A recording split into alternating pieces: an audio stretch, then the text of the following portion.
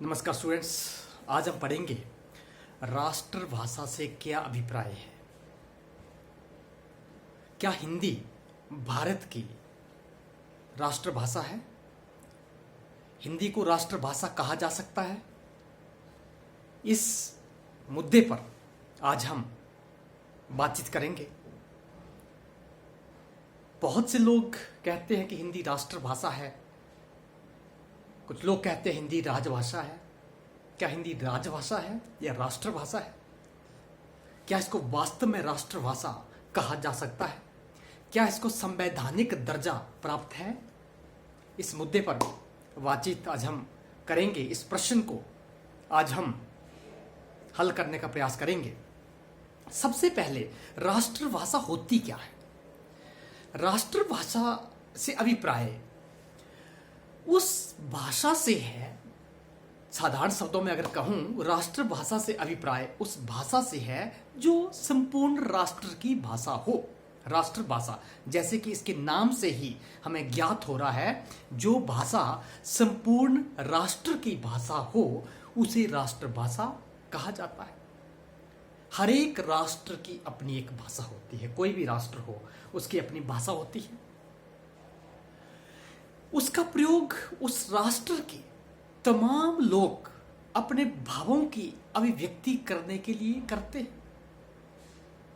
राष्ट्रभाषा के माध्यम से किसी राष्ट्र की सभ्यता, संस्कृति, उसकी राष्ट्रीय एकता, उसकी अखंडता, धार्मिकता, सामाजिकता का बोध उसकी राष्ट्रभाषा से होता है। जहां तक भारत का सवाल है, भारत एक ऐसा देश है जहां पर विविधता के दर्शन होते हैं। अलग अलग जातियां हैं, अलग अलग धर्म हैं, अलग अलग संप्रदाय हैं और अलग अलग भाषाएं भी हैं। भाषी स्तर पर हम बात करें तो भाषी स्तर पर हमारे भारतवर्ष में बहुत सारी विविधताएं जो हैं वो देखने को मिलती हैं। यहाँ पर अनेक भाषाएं हैं। तेलुगु, मलयालम, तमिल, कन्नड़, पंजाबी, बहुत सी गुजराती, हरियाणवी, बहुत सी भाषाएं जो है यहाँ पर विद्यमान है। बंगला है, असमिया है, बहुत सी भाषाएं यहाँ पर विद्यमान हैं।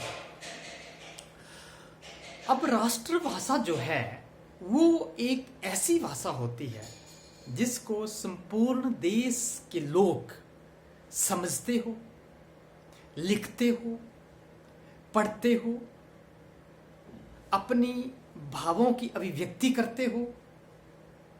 उस देश की राष्ट्रभाषा कहलाई जाती है। जहां तक हिंदी का सवाल है, हिंदी संपूर्ण भारतवर्ष में अत्यधिक लोग उसको प्रयोग करते हैं। लोग पढ़ते हैं, लिखते हैं, समझते हैं, परंतु क्या ये राष्ट्रभाषा है? राष्ट्रभाषा की परिभाषा मैंने दे दी।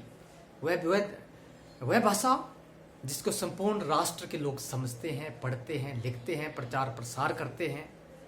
इस लिहाज से हिंदी खरी उतरती है।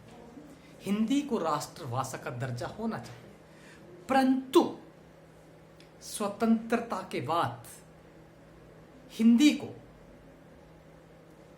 राष्ट्रभाषा का दर्जा विधिवत तरीके से नहीं दिया गया। जिस तरह से विधिवत तरीके से राष्ट्रभाषा का दर्जा, राष्ट्रभाषा का सम्मान हिंदी भाषा को मिलना था, वह सम्मान आज तक उसको नहीं मिल पाया। संविधान में कहीं भी राष्ट्रभाषा का जिक्र नहीं किया गया है। संविधान में कहीं भी राष्ट्रभाषा जैसे शब्द का प्रयोग नहीं किया गया है। संविधान में संघ की भाषा या राजभाषा शब्दों का प्रयोग किया गया है। हिंदी को राष्ट्रभाषा का दर्जा नहीं दिया गया है। आमतौर पर हिंदी राष्ट्रभाषा है। सामान्य परंतु उसको संवैधानिक दर्जा जो है अभी तक प्राप्त होना है। अभी तक संवैधानिक दर्जा जो है हिंदी को नहीं दिया गया है। आमतौर पर जो भाषा समस्त राष्ट्र से अधिक लोग पढ़ते हैं, लिखते हैं, समझते हैं, दैनिक व्यवहार में प्रयोग करते हैं, जिस भाषा में राष्ट्र की आत्मा जो है वो पहचानी जाती है, उसे राष्ट्रभाषा कहती है।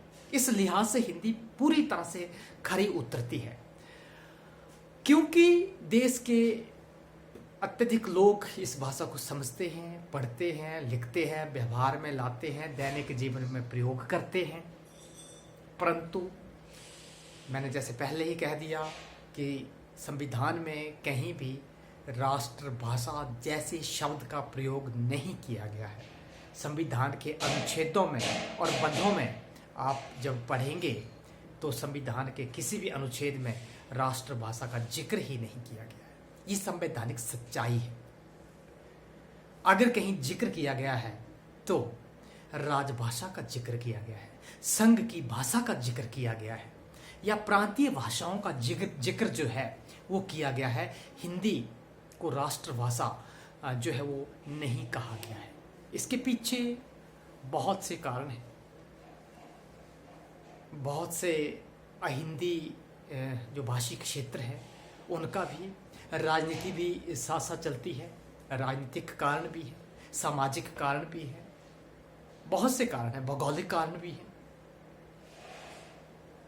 इस कारण संविधान में कहीं भी राष्ट्रभाषा का जिक्र जो है नहीं किया गया है। ये संवैधानिक सच्चाई है कि 8वीं अनुसूची में, जब 8वीं अनुसूची में 22 भाषाएं थी, अब तो ज़्यादा हो गई है, 22 भाषाएं थी, उसमें हिंदी भी एक है।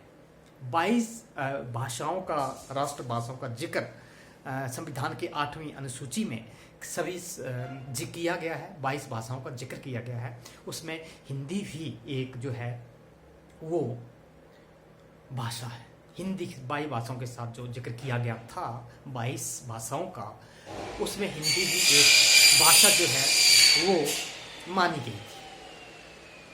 अब 22 राष्ट्रभाषाओं के साथ हिंदी को दर्जा राष्ट्रभाषा का दिया गया।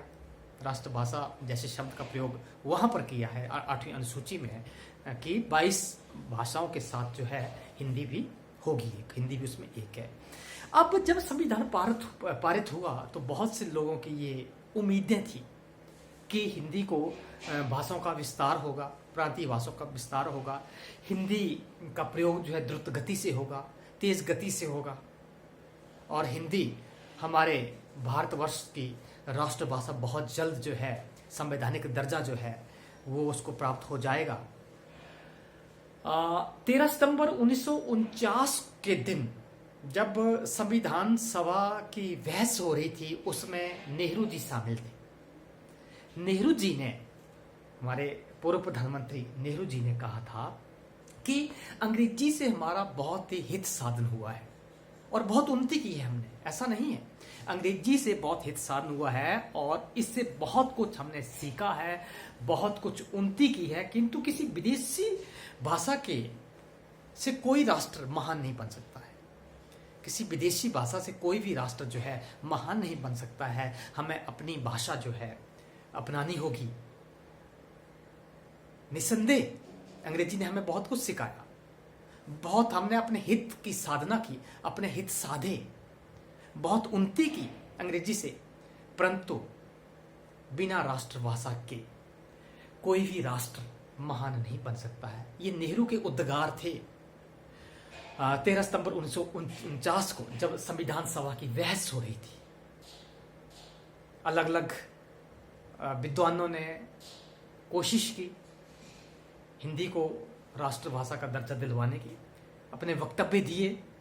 रविंद्रनाथ टैगोर ने बहुत सुंदर तरीके से कहा है कि जब खेत में अपनी फसल फली हो, खेत में अपनी फसल जो है वो फली हो, वह भाषा भले ही कुछ दिन यूं ही पड़ी रहे, परंतु जो उसकी स्वाभाविक उर्वरता है वो कभी भी खत्म नहीं होगी। उस भूमि की, जिस भूमि में फसल जो है बहुत फली हो, कुछ समय तक उस भूमि को वैसे ही रहने दिया जाए, उस पर फसल ना उगाई जाए, तो उसकी उर्वरता कम नहीं हो जाती है।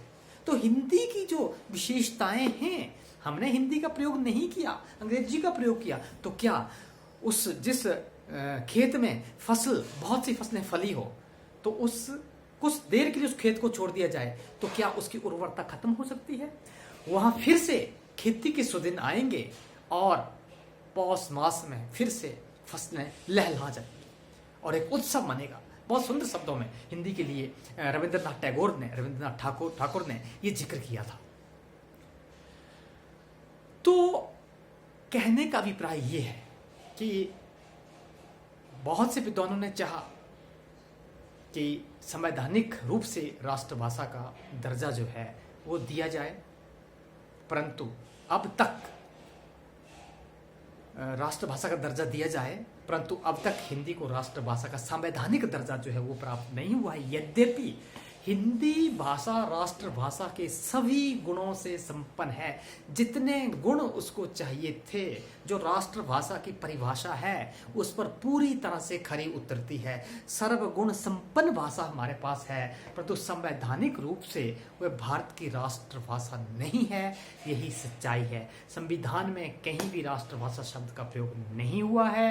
या तो मैंने पहले कहा संघ की भाषा है, या संघ की राजभाषा शब्द का प्रयोग किया गया है, या प्रांतीय भाषाओं का जिक्र किया गया है, परंतु व्यावहारिक रूप से हिंदी जो है राष्ट्रभाषा के रूप में मान्य होने लगी है। कश्मीर से लेकर कन्याकुमारी तक संपूर्ण भारतवर्ष में हिंदी आज प्रयोग हो रही है।